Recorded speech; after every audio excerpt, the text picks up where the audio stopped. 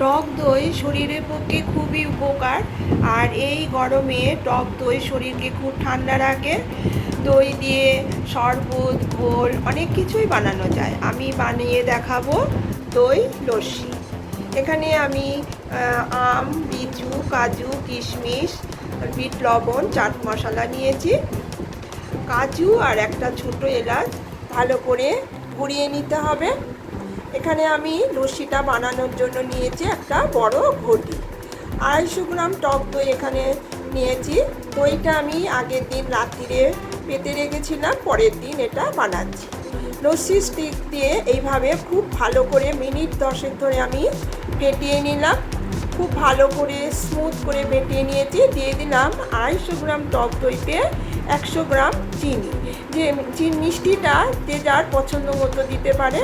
স্বাদের জন্য দিলাম বিট লবণ আর অল্প একটু চাট মশলা।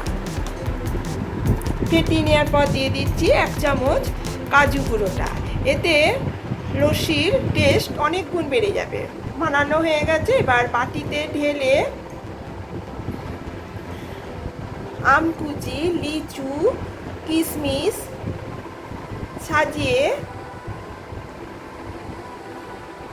ওপর থেকে কাজু গুঁড়োটা দিয়ে ছড়িয়ে দিলাম।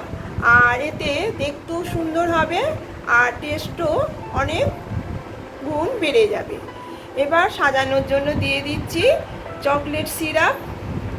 এতেও টেস্টটা আরও ভালো হবে।